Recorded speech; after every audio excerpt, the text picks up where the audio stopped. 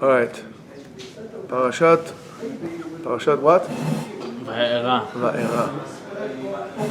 Parashat Va'era in a way is a continuation of what we learned or we were talking about last week about the fact that Am Israel is like the soul and the nations are the body, and this ongoing struggle between the two. This week continues with that concept, with that idea, and yet there is something that I was quite surprised to pay attention to this week, is that amazing similarity between, or the common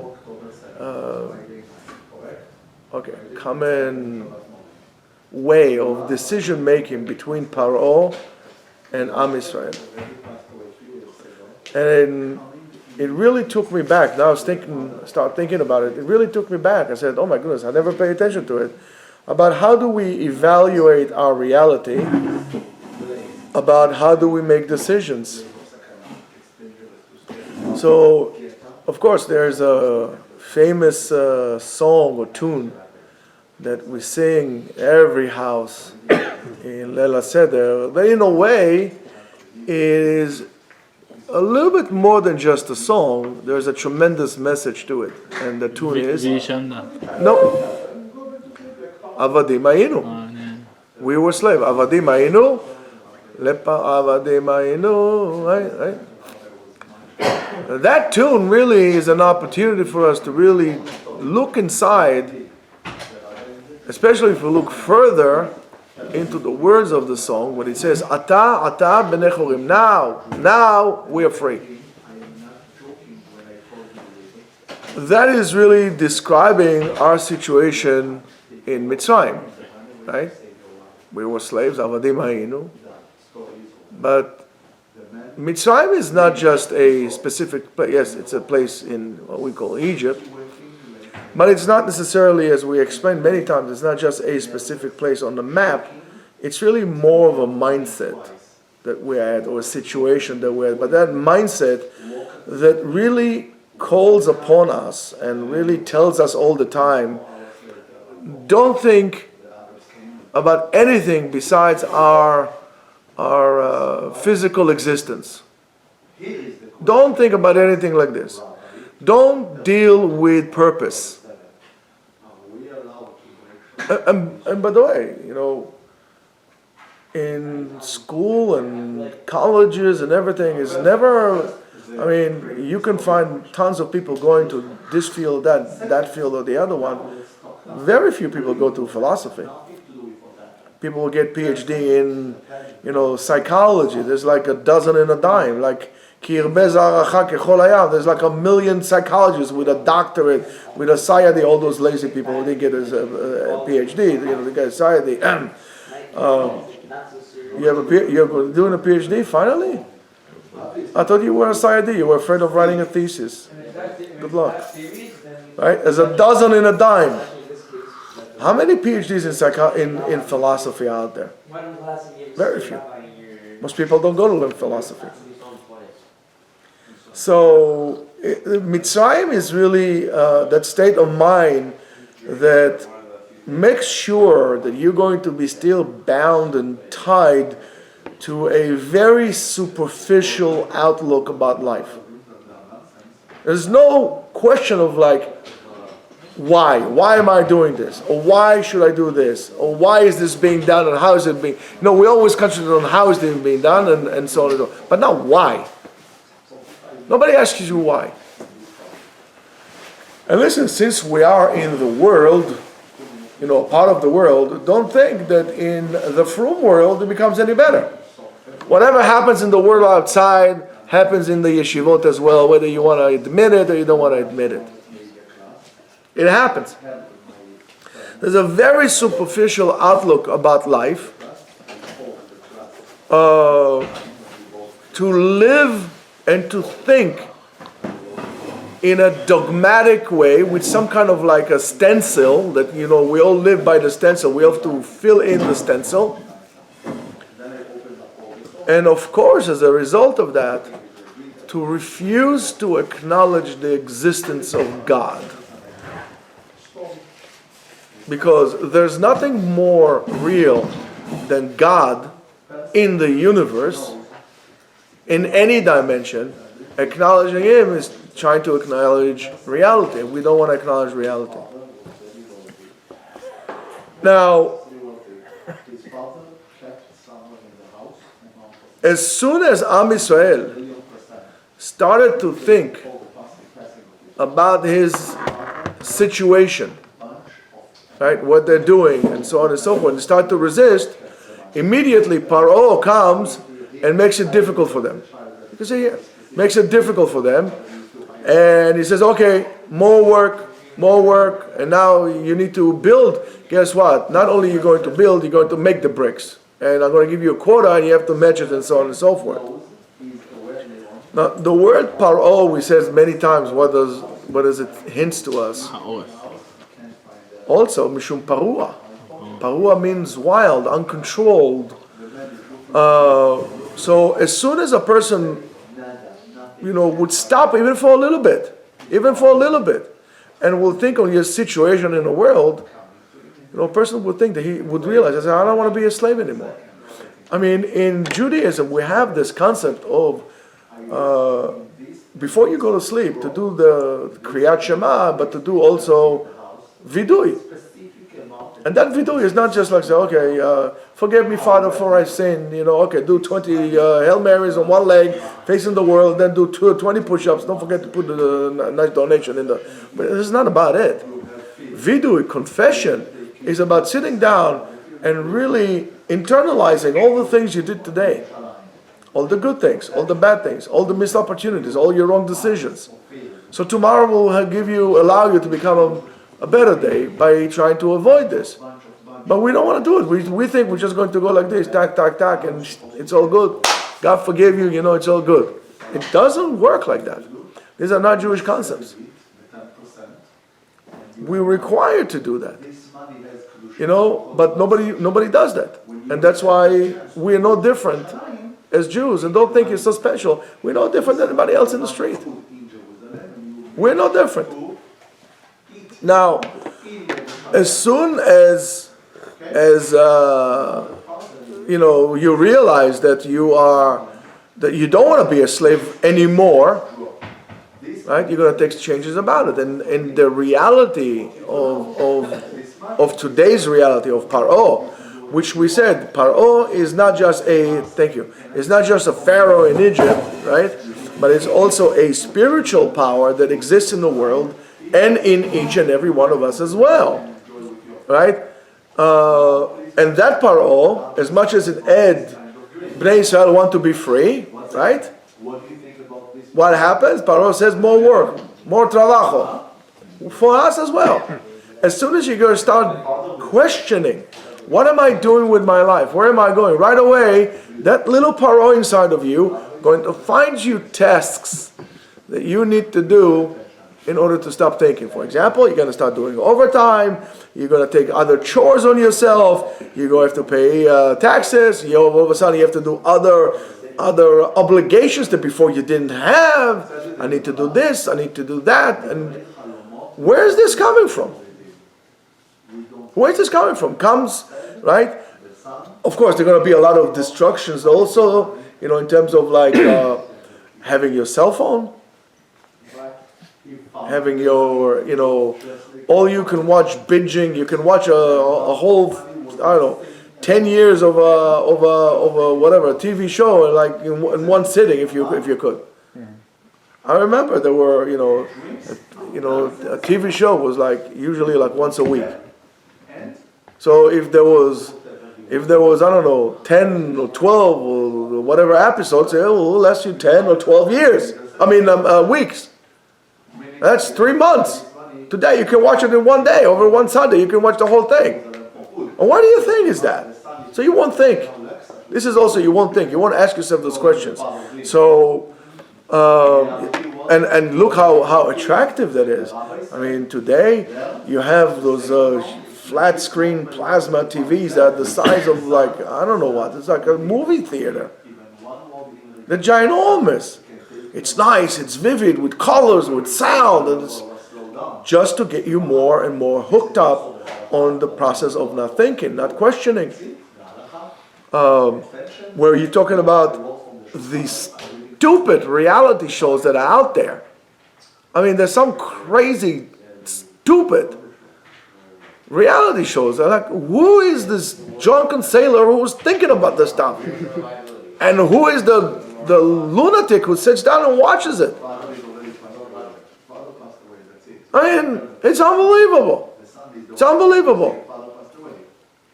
As long as you don't have to take a brave look into yourself and to really think about the purpose of this whole entire journey that is called life. And by the way you live your life is the way you go on trips. You're trying to fit all this craziness into one thing. I don't know, something so crazy of like having 5 national parks in 5 days. I mean, who in the world will do that? 5.5 days. 5.5 days. Don't forget the snow over there in Utah. Right? I mean, it's about the journey. It's not about making check marks on my life. Oh, I did this. I went here. I was yes. You went to Glacier Park. Yes, I went to Glacier Park. How long you were there? I don't know. 2 hours. Check mark. Listen, you could live all your life in Glacier Park and never see the whole thing. Or in Zion, or in Bryce, or in a lifetime. It's not about making a check. It's about learning to as a good psychologist, you need to develop the skills of listening. As a good Jew, you need to listen, you need to watch, you need to be quiet to let things inside of you. Otherwise, you're going to get lost. To see how people live, to talk to people, to go to towns, to see how different it is. Otherwise, you're going to spend all your life in Flatbush. And you're never going to see the burning bush. Just Flatbush. You won't know anything besides South Queens, because you'll never dare to go somewhere else, because you're just a passerby. For you, going on a trip, and then it doesn't have to be Utah, it could be also Bahamas or anything like this, is no more than just seeing it. I mean, for that matter, you might as well sit down on Google Maps and then just take any road in the United States. It's the same thing. Guess what? There's no traffic in Google Maps. Go on your own pace. But this is all something, and the journey of our life is no different than any journey that we take in just a trip that we do. You ask yourself, what's the purpose of this life? What am I doing what I'm doing? Why? So that's special for Idan. Rav Nachman Mibreslev, right, in the Likutim wrote the following, and I'm quoting, that the world is far, or puts a distance between itself and Hashem, and they don't seek closeness to God. It's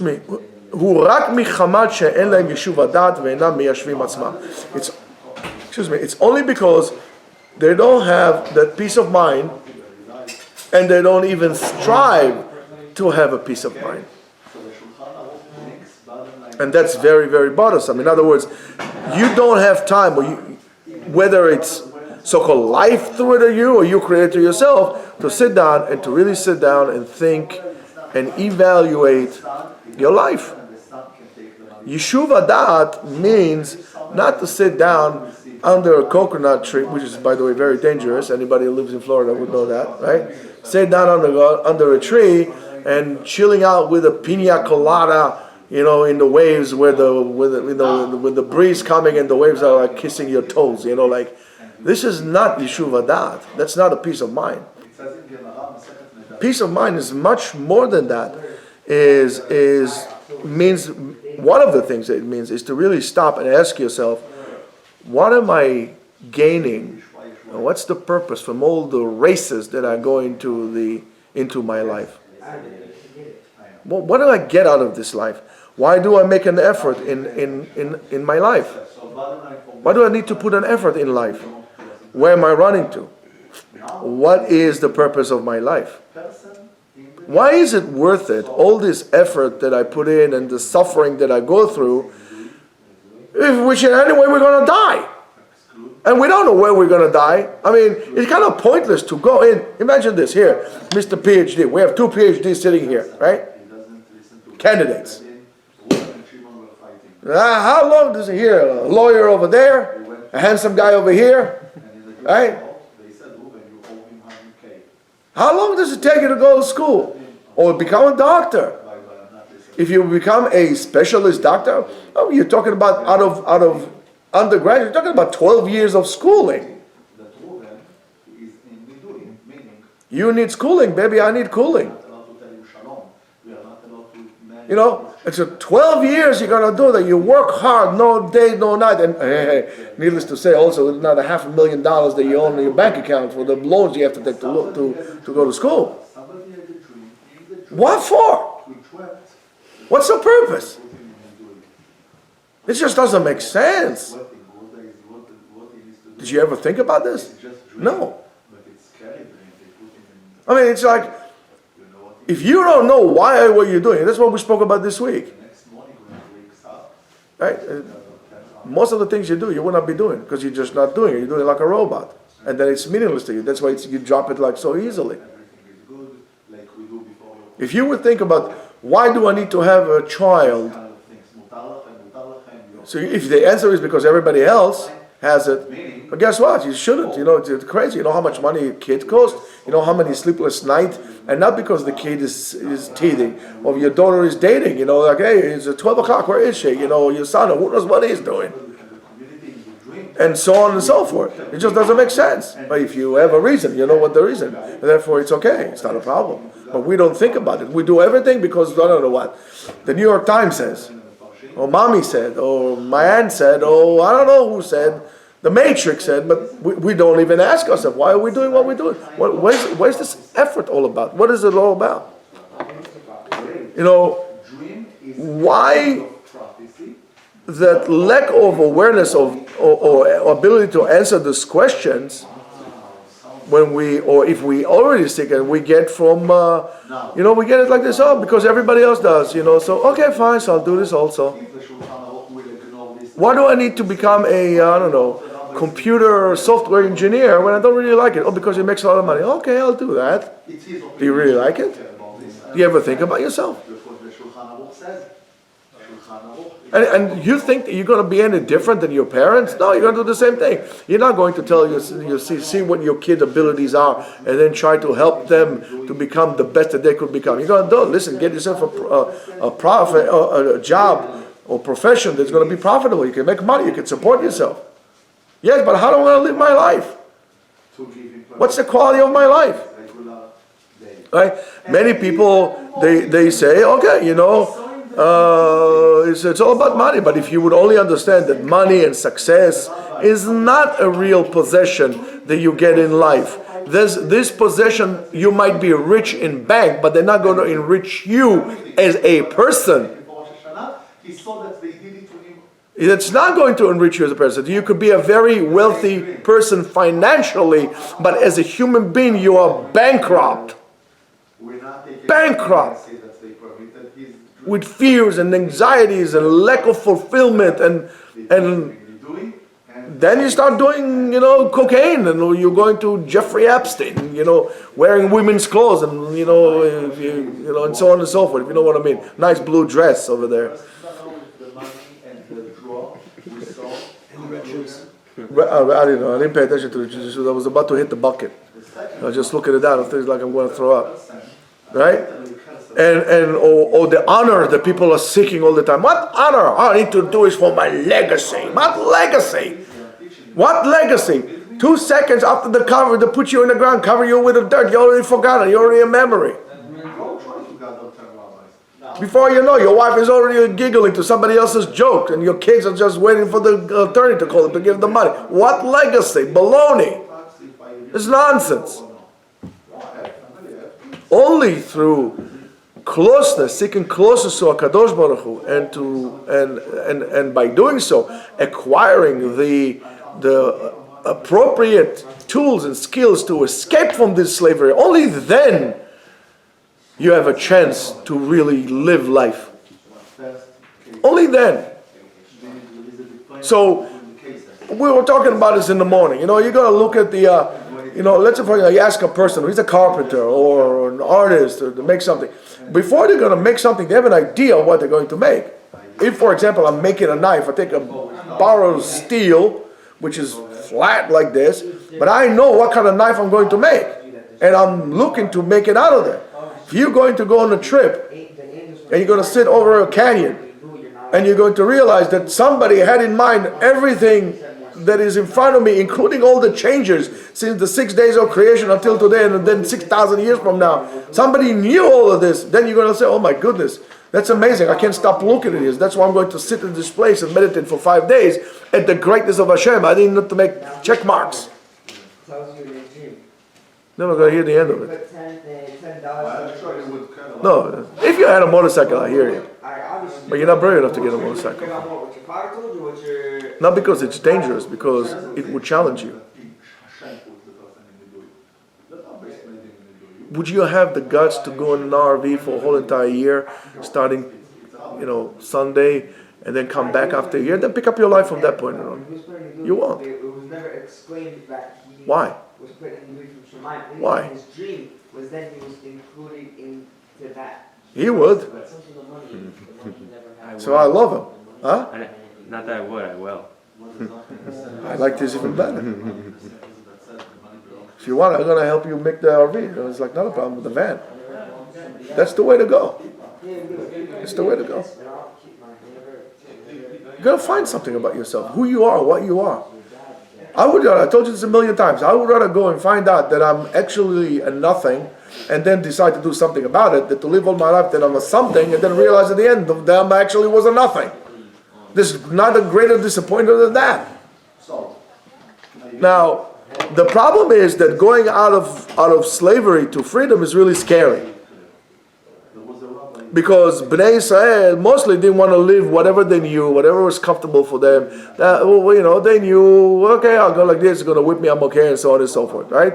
As Bnei Israel themselves said, "Beyoshvenu al sira basar." As long as you give me at the end of the day, some corned beef, pastrami, I'm okay. It's okay, I don't want to do that. Even though that they lived in a terrible reality, which was quite horrific, still, it was a fear for them to leave it.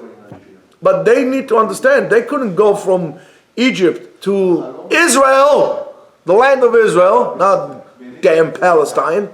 There's no such thing, by the way. It's all a lie. So I'm going to tell you this. You had to go through the desert. You have to go to the desert. You have to be a hobo for 40 years before you'll be able to actually live as a free man in your free country. Unfortunately, my feeling is that in Eretz Israel today, they still did not abandon those exile mentality of being a slave, because they're still seeking the comfort and going out in all-included, flights to Turkey. As long as I'm going to get as much food as I can, I'm good. That's the mentality. That's why it's very sad of what's going on in Israel. In the desert is quite scary. There's no food and no water, and you need to really start praying. And that's why most people would rather live in that confining reality of Egypt, up to 80% at most estimated opinions. According to Rabbi Akiva, 1 of 250 left. In other words, most people would rather stay slave than to be free. And there's no difference between that and today as well. They didn't want to go out with Moshe. That's why they died there. But only those who understood the importance of being free, of living life like this, and overcome their anxieties and their fears, and were willing to abandon their own habits the way they were doing it. In the end, they were saved.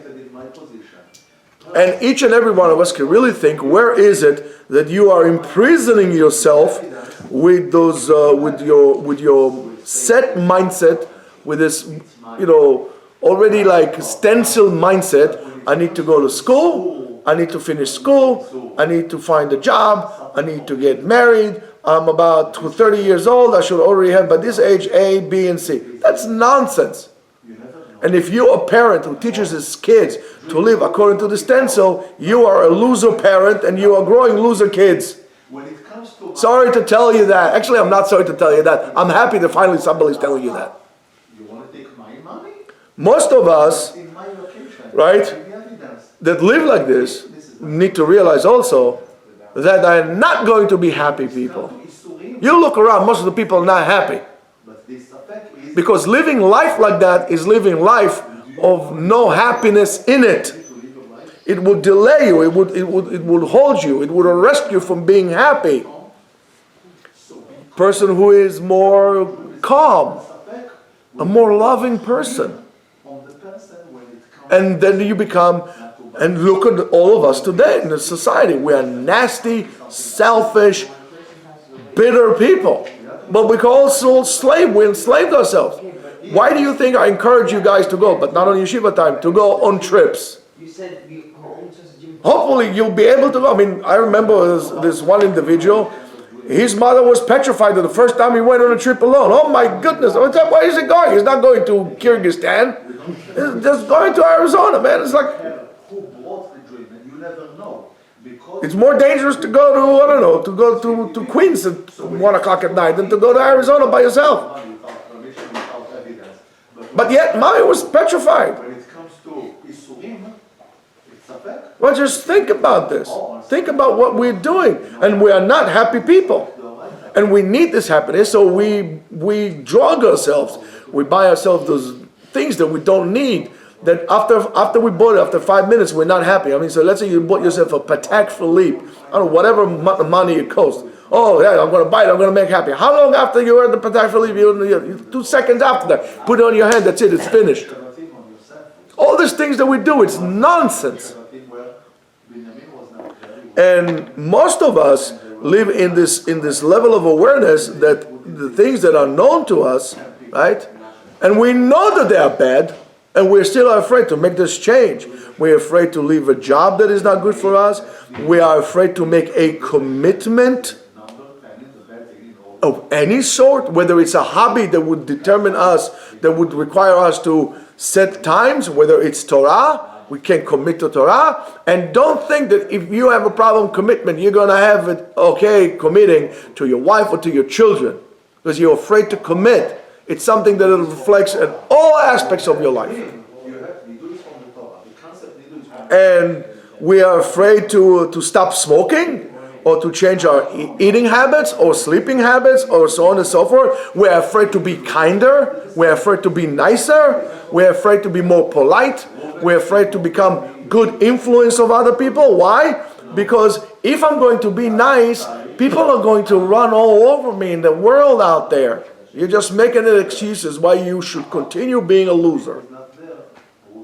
I have to lie because if I'm not going to lie, I'm not going to make money in my business. Everybody lies. Listen, to find yourself a different business or find a place to live. Don't make excuses why it's okay to be like this. I mean, you would not make it in this dome. You'll be one of the chavre over there. But this is where the rubber meets the road, Habibi. This is where it becomes real. Are you full of it or not? We all know how to talk, but we are afraid to make a move. We're petrified. Petrified. And don't think that that's what happened to them in Europe. When they knew the Nazis are coming in, they knew what the Nazis were doing, and still they did, for whatever reason, did not go. It wasn't some kind of demonstration or something. It was, they were killing people. I don't care. You didn't have to dafka go to Israel. You could have gone to, I don't know, Mozambique. I don't care, whatever. Just get out of here. It's okay, it's okay, it's okay. It's not okay. These are the things that at the end will cause you to die, either physically or spiritually. And what we do in practice, that's called paro. That is, we're letting the paro, the Pharaoh inside of us, come up to life. And paro is mishon oref, right? The back of your neck. And also, the same letter was leafria. Leafria is to disturb. right? It's to disturb. So from a spiritual point of view, Paro sits exactly right here on your neck, between the mind and the heart.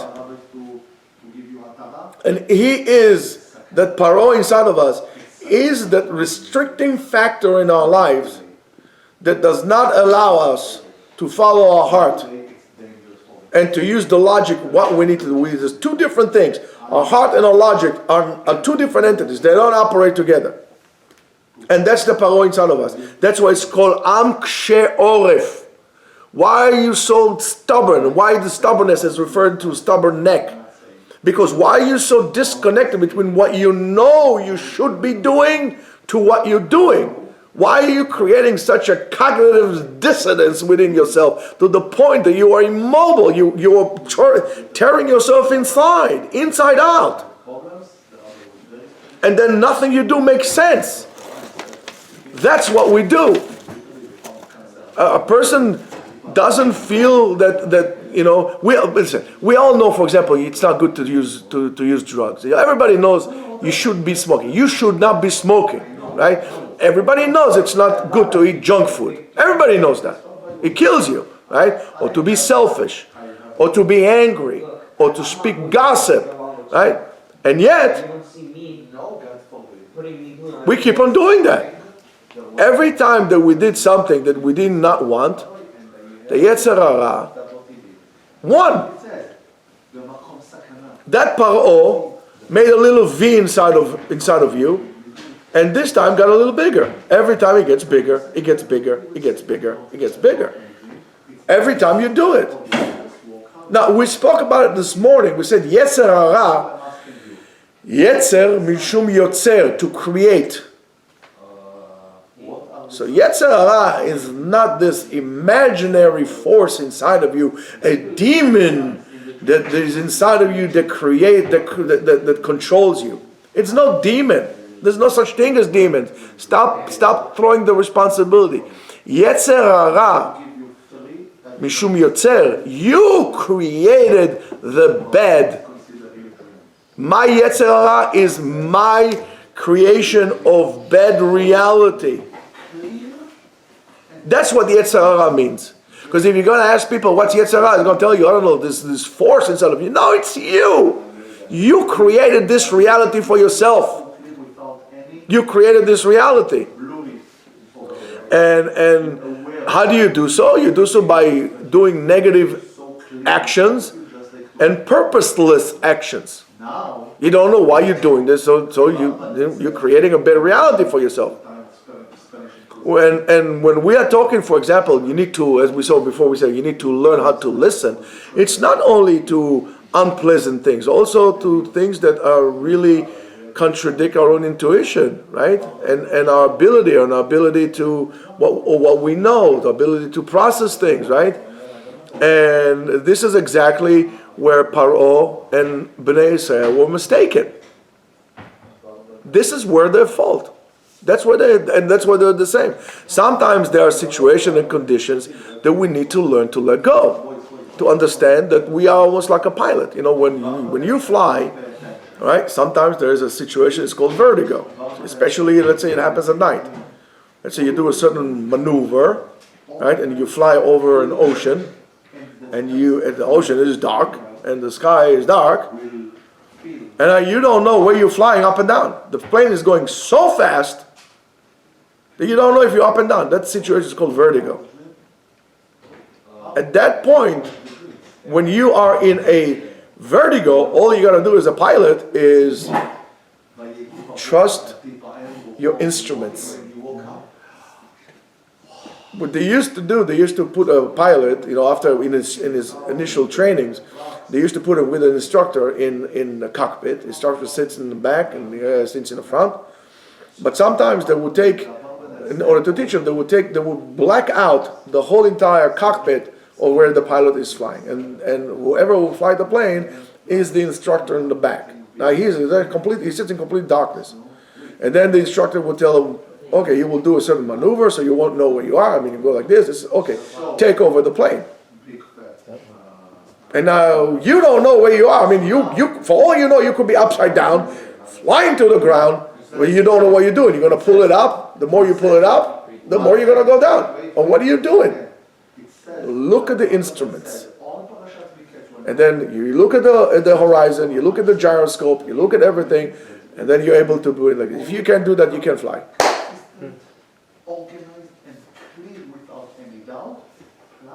And there were cases that people died. It was, the famous case, without mentioning any names, the guy was flying. They were doing a routine exercise of attacking a boat in the ocean at night.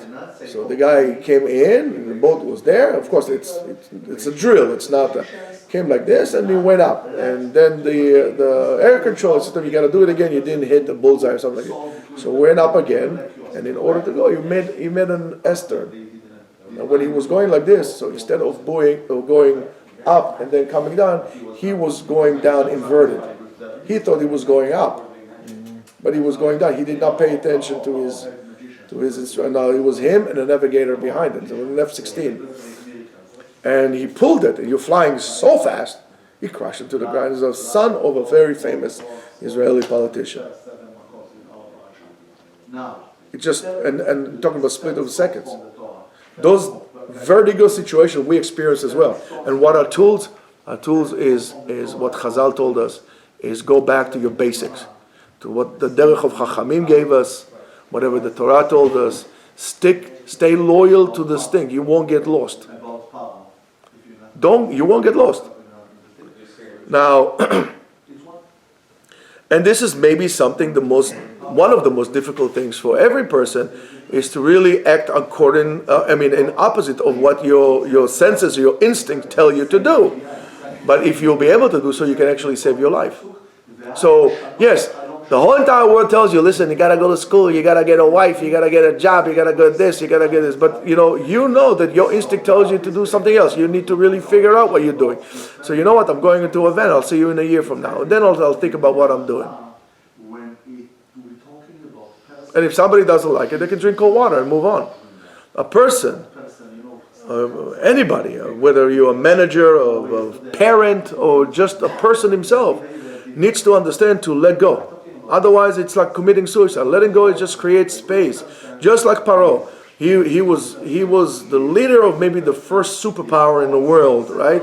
And all of a sudden experienced great catastrophes, right? The 10 makot, the 10 plagues that they got in Egypt, right? The Nile turned into blood. They're not going to the whole entire thing now.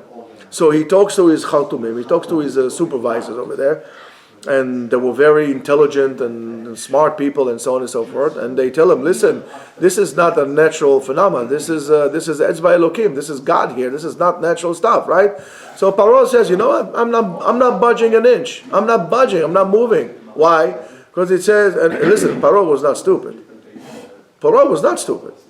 But Paro became stubborn. He was set in his ways, right? And why is that? Because he said, what do you mean? I see things the way I see it. Let everybody bend to my will, right? So how could he live in such blindness? How can Paro live in such blindness? So Baal HaKedah explains the concept in like this. Paro could not really give up on the essence that it's called slaves. He didn't want to give it up. He said, listen, if I'm going to be such a superpower without any slaves, I'm not going to be such a superpower. No, so he basically blinded himself. And that's why you start going into the rabbit hole, you're not going to stop until you're going to hit the bottom. But the problem, when you hit the bottom, you get your bones crash. And even when the Khartoumim told him, listen, Paro, Avda Mitzrayim. Mitzrayim we're losing it. Stay in my own thing. I stay in my own thing. Okay, go, and then he's chased after them. Learn to let go. The same thing as a teacher, as a parent, you need to let go. And as a person that runs his own kingdom, you need to sometimes let go. Let go of all your fears. Don't let the fears run your life. If you're going to make decisions that are based out of fear, you are doomed to fail. To fail. And that's why when parents tell the kids, you gotta go get a job, otherwise you won't this, it's basically implanting the fear into the child to live in this kind of a mindset. Why does he have to go straight from college to, straight from high school to college? Let him a year, let him have a year, let him go to 2 years, go find himself, go to yeshiva, go somewhere. Because the parent also is afraid to let go. But we need to learn how to let go. However, according to the Meshech Chochmah, who is the Meshech Chochmah? Midvinsk, Rabbi Simcha Midvinsk, right? He holds that the reason the Bnei Israel did not hear Moshe, right, is also because the goal of entering to the land was so far removed, or living free in Eretz Israel was too far from them. Therefore, they couldn't see it, that it's possible. They didn't see it as a visible option, that there could be such a reality. That's why Kadosh Baruch Hu tells Moshe and Aaron in Pasuk Yud Gimel, it says, focus your words on the near future. Lehotzi et bnei Israel me'eretz Yisrael. Guys, you need to get out of here. After I talk about bringing you to the promised land, you just need to get out of here. And he says to him, only that. Don't talk about the further future, only about the near future. Because Bnei Israel are not able, they can't understand or comprehend there's something so far from their reality of being your own master, of your own destiny in a country of your own. It's impossible for them to understand. That's why they're going back. We don't want to go. We're going back to what we do. That's what we know. This is not, you're telling me nonsense. And that is exactly what HaKadosh Baruch Hu told Moshe and Aaron to speak to them immediately. Regardless the failure, right? The failure did not come because there's no good in the future and so on and so forth, right? But rather because they can see it, they can fathom this in their own mind. And it's good that you have a point in the future that you could refer to and so on and so forth. But you really need to talk about the near future to really align yourself with that point. But only dealing with that point only brings frustration. That's why Chazal was very, very careful about talking about the people who tell you, I know when Mashiach is coming. Or let's talk about what will happen in Mashiach time. What are you talking about Mashiach time? It's so far from you, you can't even imagine that. So Mimele, you're going to give up and you're going to fail. It's only going to cause frustration. It's only going to cause disappointment. Let's talk about small goals that we can do. And that's why I tell you all the time. Think about somebody is going, let's say you're in 25, 30 years old. Think about somebody you know at 67 years old. How do you want your life to be when you're going to be 67 years old? Do you know? Well, I don't want it to be like this. Good. Okay. Now let's see what we can do from now, step by step, align ourselves with this goal, but let's acquire step by step. What needs to be done? How do I go about it? One task at a time. Set goals and that you can actually relate to. Don't send some aloof point in the future. I'm going to be, when I be 67 years old, I'm going to have $5 million in my bank account. You're going to look at yourself and say, this is never impossible. It can't happen that. So you're going to give up altogether. So you know what? I want to hold the job for a year. I want to be able to save, money. I want to do this. I want to do that. That's what Bnei Israel, Paro could not create the space to let go, and Bnei Israel did the almost the opposite, but the same point. They couldn't create the space for them in the future to look up to. It's too far. And we do the same thing. And this is a tremendous limud for us to really relate to and to apply to our lives. Sit down and evaluate your life. Create points of reference, short-term goals, medium-term goals, and keep on changing that. At the end, you're going to have a good end game goal. The end game is to really have spiritual, meaningful, purposeful life. That's something that was going to be worthy. That span of time that we are on earth with the ability to actually do things is going to be worthy to be called life. I told you this a million times. If I'm going to be able to make a movie about your life, what kind of a movie that will be It won't even be an A-grade movie. It will be a Z-grade movie. B'chal, if anybody would watch it. You live boring, pathetic life.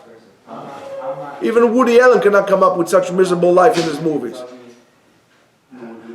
That's what we are. So you need to sit down. Stop what you're doing. Evaluate your life. Start understanding why are you doing the things you're doing. Find a purpose in what you do. Start acknowledging. Be happy.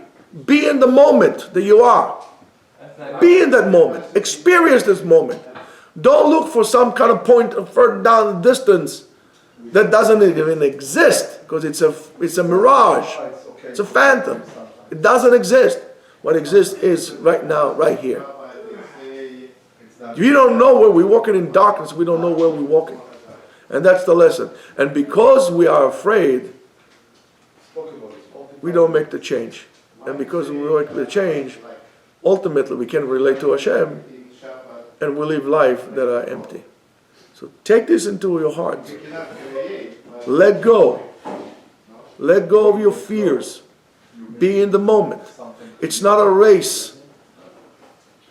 Go to one place, stay in it, appreciate it, contemplate on it, reflect on it. You come to this world by yourself. You're going to go for it by yourself also. You might as well live also life according to you.